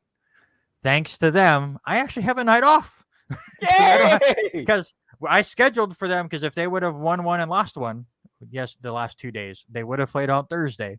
So I had to schedule that day off just in case they won both. So I actually have a night off to be able to deal with that. All right, I'm going to leave it up to you, sir. We got 40 minutes left in this show. I have set you up to do a special report that you have been wanting to do on the show for so long. Do you want to do that now, or do you want to get into playoffs first? Because my Panthers are almost at second intermission, I want to do playoffs first. Yeah. And if anybody paid attention to how wide-eyed I got a couple minutes ago, we just erased a 3-0 deficit. We're tied closing into the end of the second period. Oh, a little bit nervous. All right, so let's do the NBA first, just because we just don't care here on the R&R Sports Report. We just don't. Let's go through them right now. The Heat are over the 76ers 3-2 in their series. A 35-point loss in Game 5 for the 76ers. It was the worst playoff loss in Doc Rivers' coaching career. And I'm sorry, especially with what happened to Embiid. The Heat, they're going to close that one out. They're moving on to conference finals. So it's a bit of a shame, but these kind of weird things happen. And the way that the Heat have been playing all year, number 1 seed somewhat comfortably in the East, you figured it was close to inevitable. All right, so score update real quick. The Lewiston Bengals softball team, they're again saying they're playing in their championship game to try to go to state. They fell today to the number 1 seeded Vikings 5-1. So the Vikings will be the state representative for the Inland Empire League. However, it's not done for the Bengals. They will host Post Falls tomorrow, and now I might have to go check out this game. But that will be here in Lewiston up at Airport Park at 4 p.m. And for those that did not see, on Tuesday in the first round, Lewiston did defeat Post Falls 8-3. So if they can pull that off again, they will go and play in the state playing game on Saturday. That game at 1 p.m. No site has been set just yet, and then they can still make it to state. So good luck to the Bengals on that side, and we'll get back into it. Do you think the Sixers are done? I do. I really do. I don't see them, even though, yes, they're going to be at home. No. This is just way too crushing. You're without your big man. Again, Heat are going to the conference finals. Right now, it is a 2-2 tie in the series between the Bucks and the Celtics. They are playing right now, 3.5 minutes to go in the fourth quarter. Celtics up by 4. Who wins this game and who wins the series? I think Milwaukee comes back and wins tonight. And this has just been that back and forth, especially after what the Celtics did to Brooklyn. You know, call it. Oh, because I originally had Milwaukee taking this series. I'm going to stick with it. This is one of those, it's at this point, very easily could go 7. But I'll stick with Milwaukee. Would it be a disappointing season for the Bucks if they get knocked out in the second round? Not necessarily, because again, the fact that they got their title, they went in, they had a very good defense of it. If they get knocked out in the second round this way in a close series, I wouldn't consider it a disappointment. If it was like a 4-0 or 4-1, yeah, that would have been much more disappointing. In the Western Conference, the Suns leading the Mavericks 3-2. The home team has won all 5 games. Does that continue throughout the rest of the series? Nope. The Suns are back at peak strength. They're healthy. They got Devin Booker. They won by 30, 110-80 in this game. I think they also go ahead and close it out. Yeah, Game 6 is tomorrow. I forget. When I don't do this show on a Tuesday, I get completely lost as to where we are in the week. But that game is tomorrow, 6:30 on ESPN. And then finally, the Warriors leading the Grizzlies 3-1. Game 5 is in about 10 minutes or so. Is that series over? I had Memphis winning this one in my picks. They're done. It's not looking good. No. I'm sorry. As much as I don't necessarily like Golden State, as much as I like Memphis, especially for Ja Morant, this is another one that's done. Kudos to the Warriors for being back. Now let's see what you do against Phoenix. All right, let's go to hockey, and I'll let you lead it because I have not been watching it. Obviously, you are into it. So, first of all, and this has been a running thing, are you familiar with the President's Trophy? I remember it, but I'm blanking on it now. I've playing the hockey games and stuff, and I used to be into hockey in the late 90s, early 2000s, and I've fallen off. But so the President's Trophy goes to the team with the best regular season record in the NHL. Normally, that's a good thing. However, if you look back the past decade, that has been a total curse. As President's Trophy teams usually not only do not win the Stanley Cup, they don't even come close. I say that for two series in particular. Colorado, Nashville, number one. On the penultimate game of the regular season, Colorado was playing Nashville. Nashville won in a shootout 5-4. Because of that, Colorado only got 1 point. That combined with an Ottawa loss to Florida gave my Panthers the President's Trophy for the first time in franchise history. What did we do the very next game? We gave up 10 to Montreal, who just won the draft lottery a couple nights ago. So had Colorado taken care of business, it was all set up for them to win the President's Trophy. What does Colorado do to Nashville when they meet in the playoffs? A 4-game sweep. I was so mad because they could do it in the postseason where it matters more, but they couldn't help out in favor not having the Panthers have that narrative of President's Trophy teams. Now with the Panthers, again, 3-3 at second intermission tonight. 2-2 series. We're at home. I had us winning this one in 6. If we can go ahead and take it tonight, I think that can still happen.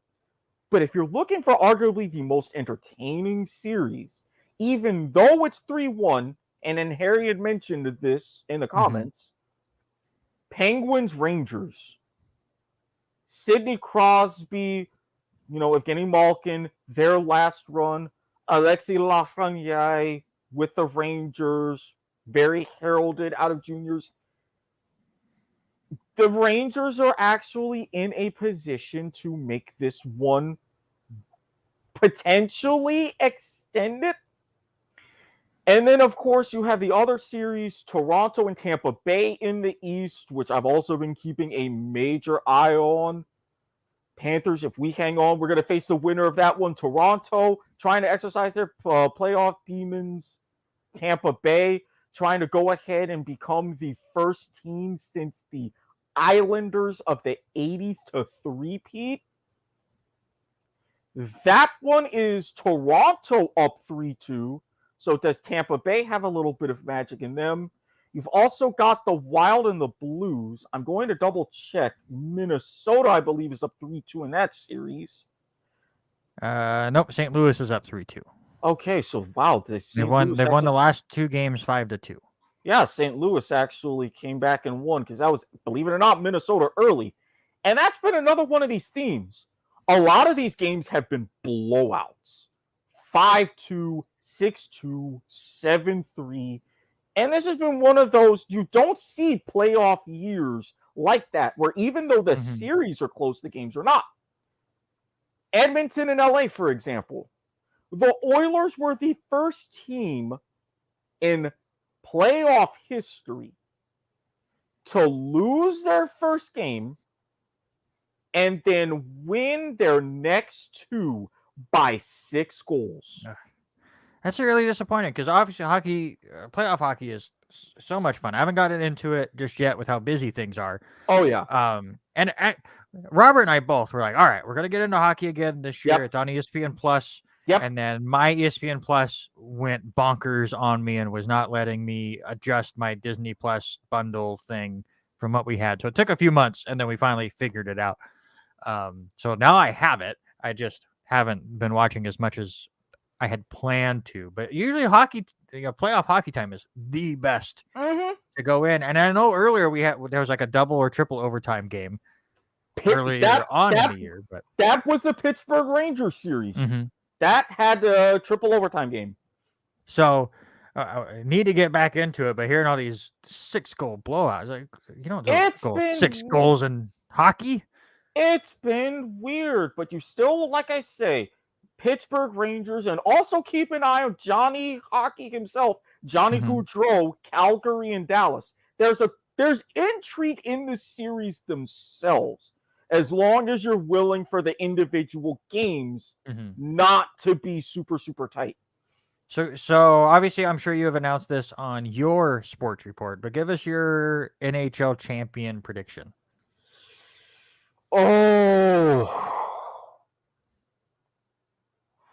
I'm going to betray the faithful, but I'm sticking with the curse.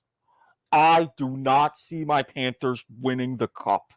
I don't see my Kraken winning the cup either. Well, I mean, but to make you feel better. But at least you weren't expected to win the cup. We were like second favorites. I'm looking at some of these series right now as they stand. In all of the years with all of the craziness, and to stick it to someone else I share a show with, Brian Espinoza, in his Lightning, it would be something if for the first time since expansion, Toronto actually lifts the Stanley Cup. Their fans would be incredibly annoying. But if they can get past this series in particular, it's set up for them to win. It really is. What level of annoying are we talking about? Are we talking about Robert Taylor fandom annoying? Add another couple of notches beyond that. I'm sorry. Okay, think about it like this. Maple Leafs are to NHL as Yankees are to Major League Baseball. So not so bad. I mean, some of y'all not so bad, but remember when you finally won that title back in 2009 after your whole drought, quote unquote? It's going to be on the level of something like that. You're not going to hear the end of it from Leafs fans if they win it. And Haley just sent me an update from somebody else tweeting out that the Packers are not going to have a bye week after their London game, which sets up that Packers-Jets jet lag against the Jets. Maybe. Now, if we're talking about that, that's roughly a 10-hour flight, give or take. Put an early flyer on your Jets. At least interesting. I know it's happened before. And obviously in that tweet, it also, I believe it said Atlanta did this before. So I need to look because it's up to the team whether they take their bye week there or not. Obviously, the Packers, first time ever going to London, are not afraid of the jet lag for it. So again, it could end up being Packers Jets in that week. That's a week I'm totally down for. Minus, I'm not sure where high school football is sitting at that point. I don't think it's quite playoff time yet, but it's getting close. Close to it. But we will get to that. All right, sir. It's time. It's 80, I forget what episode, 82 editions of the show in the making. I want to say it was like the first or second show ever. You brought this up. Heck, actually, I know it can't be the first because we were not online yet. But it was pretty soon after we went online that you hopped on and were begging for some 5-pin bowling talk. So when we knew that you were going to be on the show being our special guest host, I gave you a segment. Take it away. So, the wonders of 5-pin bowling and how it works. Now, first of all, I'm going to say out and out. Yes, it is eponymous. There are only 5 pins, shaped in a V formation like your triangle formation in standard 10-pin, but the points are different. You noted in your first little mention of 5-pin bowling that a perfect score in a 5-pin game is 450.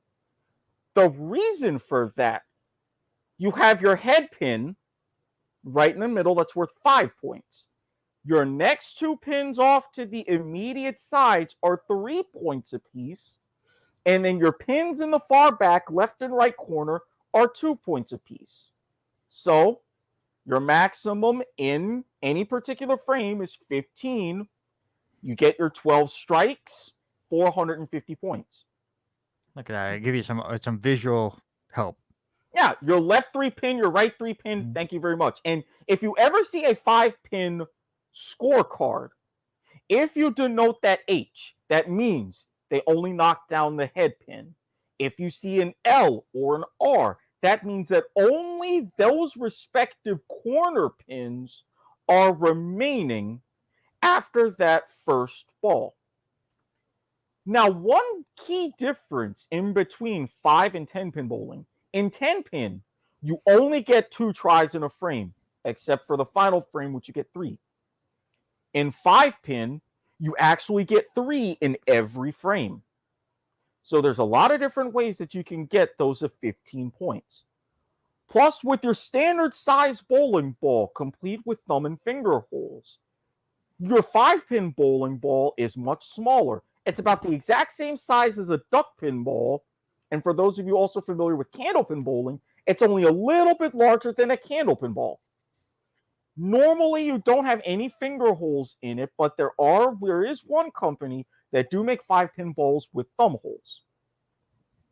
So you have your main organization, because of course this is wonderfully Canadian, the Canadian 5-Pin Bowling Association. They have your main tournament, your national championships.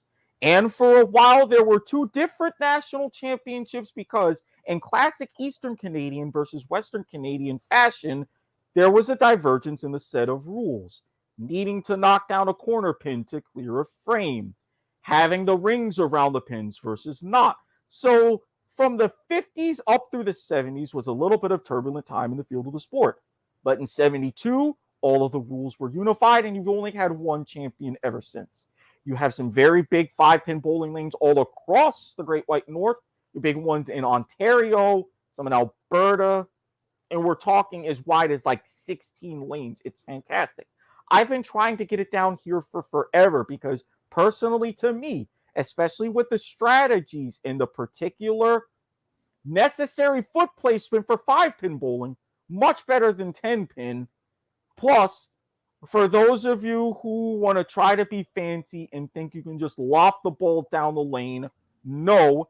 A, that ruins the lanes, and B, you have areas of plexiglass on either side that act as guards. If you hit that plexiglass, if it flies off, or even if it moves, then that is a 0 frame automatically. And you know how traditionally when you have lane violations, like with foot fouls, you have a 0 score for that frame? Not the case in 5-pin. Your pins count. But at the end of the game, you're assessed a 15-pin penalty for every violation. So, yeah, you really want to be careful with those. Right. Crazy. Oh, yeah. Very crazy, but again, very fun. And as far as scoring and everything, like I said, outside of those with the individual pins, standard scoring between 10-pin bowling applies. Spares, strikes, all of that.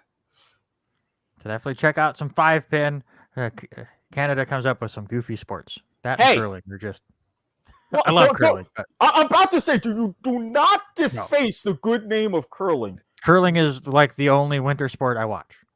Well, I mean, I will say, shout out to Matt and Becca Hamilton, but we really need some more depth as far as mixed doubles in curling, because our team at the Olympics were just, ugh.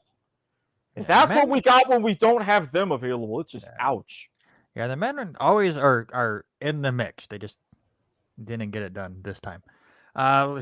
So we went 5-pin polling, so let's just go right along with more sports that do not get enough airtime, and from sports that are not from this country. But let's go Aussie rules football, and of course, Erik over there wearing the Western Bulldogs jersey on the perfect week where the Western Bulldogs lose again. They lose to Port Adelaide 86-69. Thoughts on your team so far? Injuries. I thought that things were bad when we were really deficient in the ruck. Tim English, he's had moments, but we need some more taller players to really be able to move the ball. We can't just rely on Bontempelli, who has now hurt with an ankle, And we've had great moments of small forward from the likes of Cody Waitman. Now he's out with a collarbone. Lathan Vandermeer's been hit or miss. So we've got a lot of, I can't even say hangover from being a grand finalist, which when you get blown out in a grand final like we did, history is not kind. Only 2 teams that have lost a grand final by more than 40 points have gone on to make finals the next year. We're right now sitting in about 10th, which is right around where, unfortunately, we should be. But there's been a lot of talk about with Luke Beveridge and his strategy, not moving forward out of the center square with the ball, keeping too many players back, and some kind of these weird things with defense. I think it's more selection than anything. And now that we've had significant injuries this year, it's really going to come back to bite us. So I'm keeping an eye out on some of our main guys in the VFL who are going to step up. We've already had some big moments. And also Jamar Ugle-Hagen, he needs more time with the senior team. Let him be adjusted as a key forward. He's got a great kick. He can make moves. I just wish we would put more faith in him consistently. He needs a run of games. Mm-hmm. Other matchups that went down, Melbourne stays undefeated. They defeated St. Kilda 93-55. Shout out to Robert Hagen's Geelong Cats. They crushed GWS 88-35. My Hawks, once again, start out strong. Not as strong as they had against the better teams, but against Essendon, had the lead for most of the game, and the fourth quarter, just every time, just completely falls apart. They lose that one 108-81. I watched that game, and just the whole time going, we're not up by enough. Nope. We're not by enough. We're not up by enough. We need more. And then it just never came to be. I've said it before. They were not expected to do anything last year. I mean, they were expected to do slightly better than last year, but still were a possible bottom 4 team. Right. And with Sam Mitchell being the new head coach, we see where we're going. I like the steps that I'm seeing. I like some of the movement on the ball in the first 3 quarters, and then it just stops. I don't know what's going on there, but they end up falling again. So both of our teams right now are 3-5 on the year. Still a long ways to go. We're getting close to that bye week time where it's always weird in Aussie rules where there's 18 teams and there's 1 week where like just half the league is gone. Well, I mean, they usually implemented that. Back in the day, it was just a flat out mid-season break. You play your first 11, everybody gets a week off, then you go ahead and you play your next 11. But I'm kind of okay with that too. Yeah, since the introduction of Gold Coast back in 2010, for the first time in like 15 years, they had an odd number of teams. They went to the bye week, and that stuck around. Now, I want to ask you about this. Mm-hmm. There is the great debate in Australia. Okay. Tasmania. How soon do they get a team? You got to, at that point, bring in another team, right? I've been thinking about this too, and I've got an idea I want to throw at you. Do they have I mean, obviously, I don't know Australia that much. Do they have a good enough stadium out there? Oh, yeah. That's where your Hawks play some games, out at Utah's Oval. Yeah, absolutely. One Arena. Yeah, so absolutely give them a team then. If that's there's been a big push, and now they finally got a report out saying, yes, these are the benefits, and this is sort of the time frame. And you can fit in another team around the Sydney area, around the Melbourne area, obviously. I mean, because that's what they always do. I mean, that's if you go look at the map of these teams, they're all pretty close to each other, and they share a lot of the same stadiums. There's not really even a home stadium for these teams. It's just, all right, the Melbourne grounds are going to get this game on Thursday, this game on Friday, this game on Saturday, and then we fit everyone else around it. So I'm totally fine with it. I do have one thing, and this relates to my idea, though. Mm-hmm. Because with what the AFL has done in recent years, they've really spread the game around. Yeah, back in the day, even as late as the 80s, all of the teams in the VFL had their own home grounds. But as attendance is swelled, they've done a great job. Marvel, MCG, even though the Cats still play at GMHBA, great for them. As my Panthers just took the lead, on a crazy goal. I just happened to look up the screen. Fantastic. That was just a fantastic breakaway move on Samsonov. But what they've done is they've really spread the game out into different communities. You've had your dream time matches to where through COVID, they've been able to move all of those around Western Australia, out at the new Optus Stadium in Perth, South Australia, and they've gone to a lot of different communities and games. There's one that hasn't been talked about a lot, but I think if you're giving a team to Tasmania, make it a truly national game. The only place in Australia that does not have a team as of yet is the Northern Territory. Darwin is a football crazy community, and I really think it would need a lot more investment.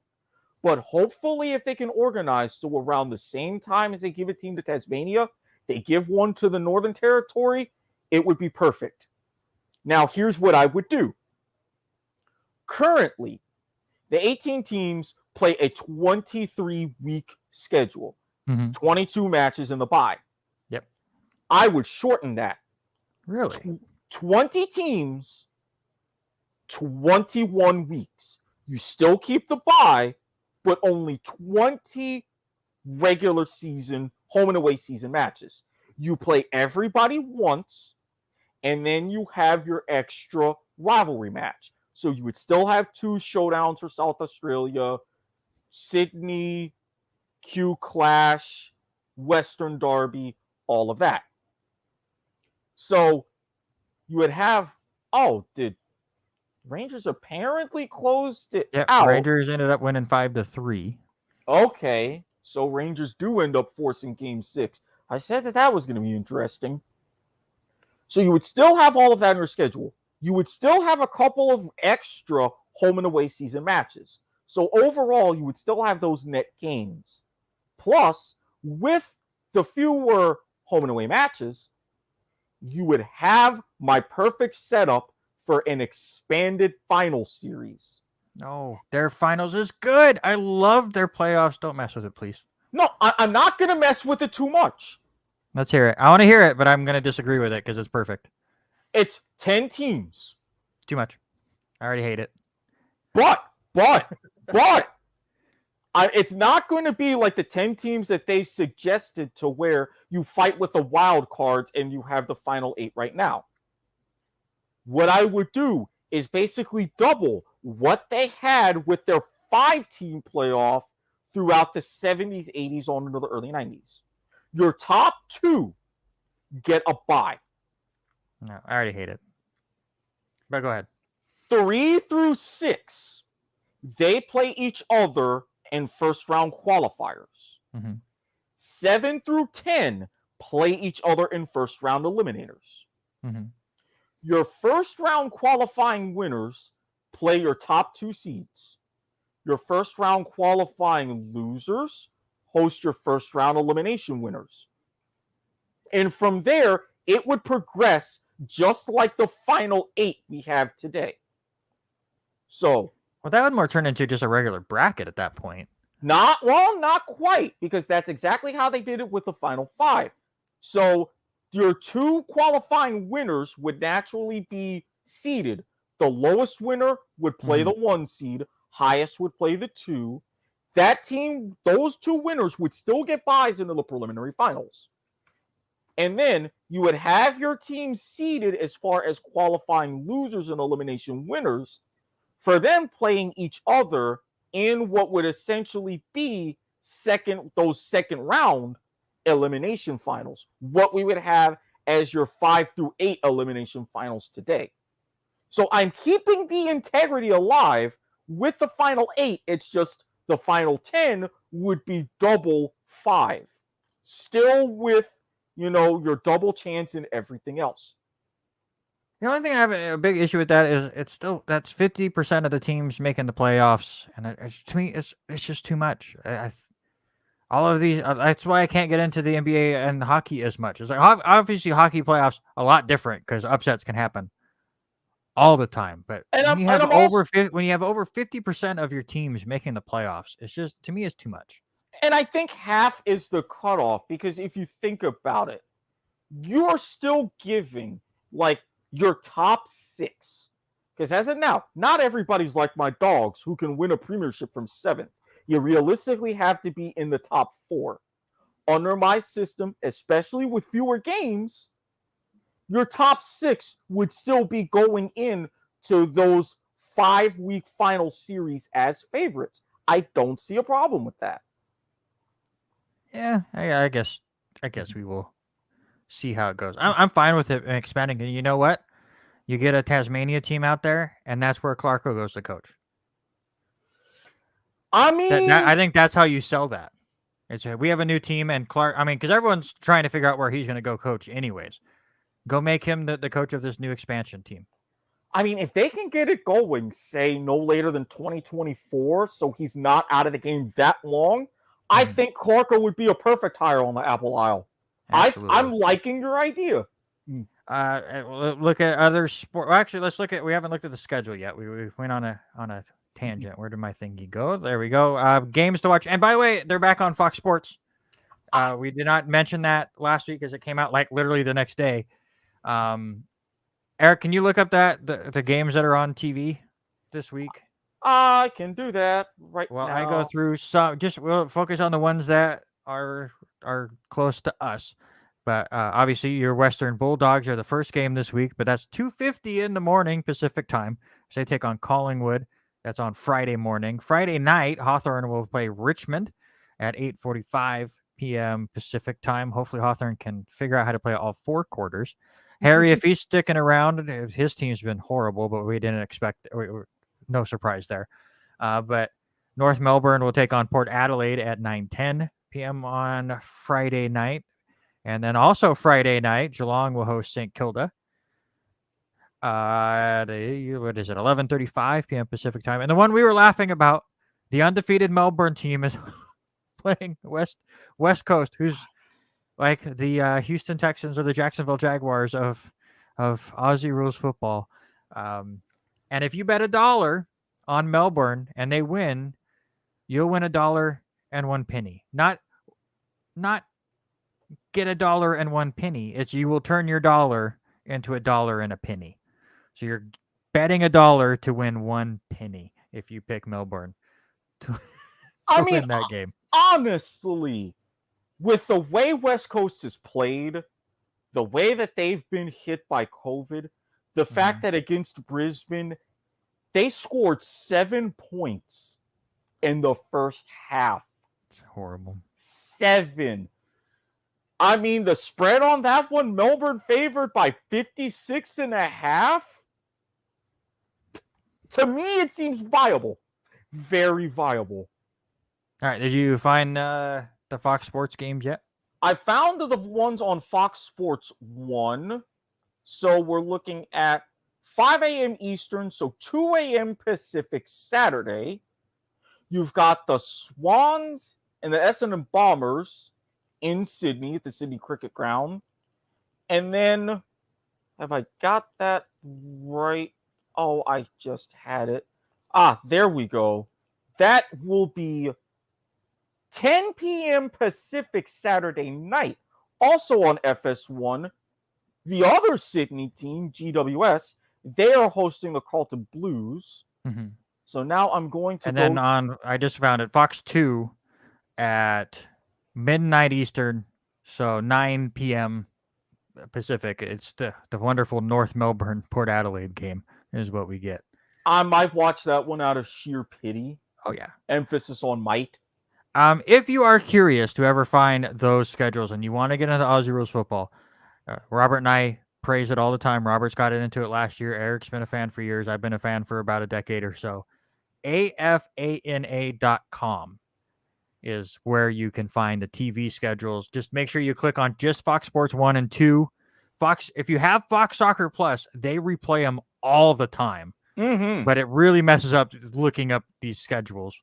So that's what you're going to get this week. Next week, you get Fremantle, Collingwood, Adelaide, St. Kilda are the only 2 games you get next week. One on Fox Sports 1, one on Fox Sports 2. And then you get 4 games on week 11. So, and they only have through week 12 right now because they always slowly work through these schedules as we get along. And Well, but here's the rub. That's a unique quirk of the AFL. With the past couple of seasons and how they've been dealing with everything with COVID, they have loved the flexible scheduling. So they only go ahead and announce and release those schedules like 6 weeks at a time. To me, I think it's great. No, that absolutely makes sense. And we were hearing rumors that in the next year or two, what is it? Is it Paramount or Peacock? Paramount Plus. In the works. Paramount Plus, please and thank you. I mean, I get the AFL package right now, which the only really thing that sucks about that is not on a Roku TV anywhere. So I have to watch it either on the computer or my phone.